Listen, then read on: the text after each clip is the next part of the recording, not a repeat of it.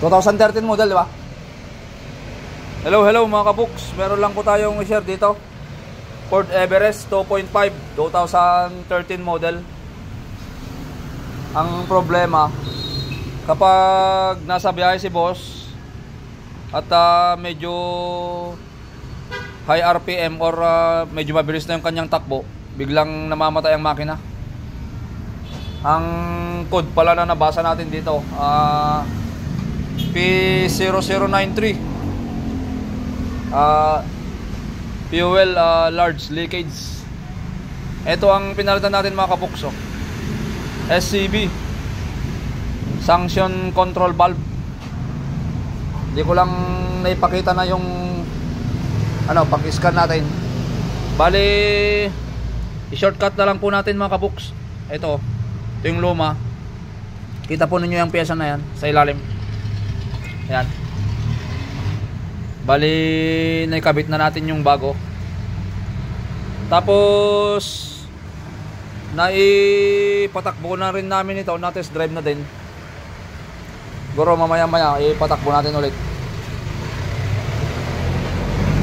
May mga pagkakataon po kasi na kapag ganito ang lalabas na code, yung iba nagpapalit ng ng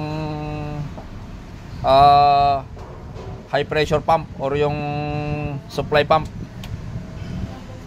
Pero nagtry po tayong magpalit muna ng SCV mga kabuks. So ngayon, ayan wala na yung trouble code nya. Ayan. Ito natin.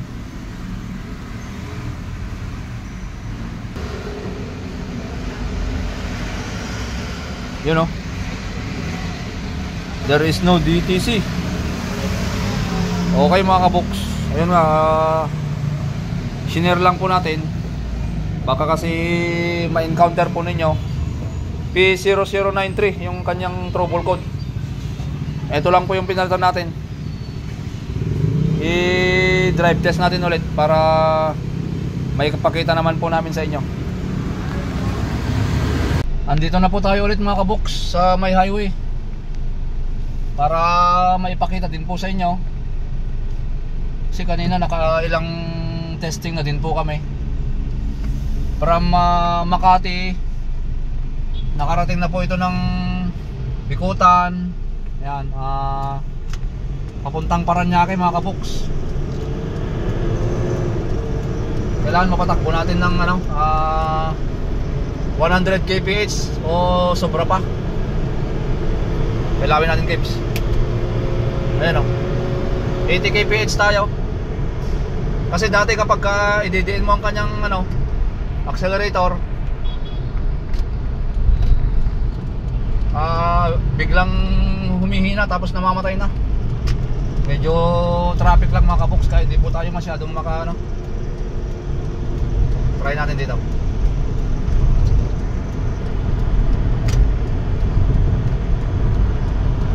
Yo.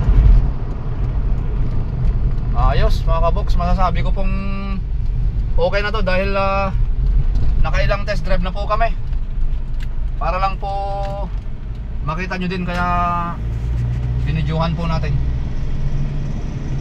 So yun lang mga kabuks, ang pinalitan lang po natin dito, sanction valve lang, SCV. Para naman po hindi na magastusan yung may-ari.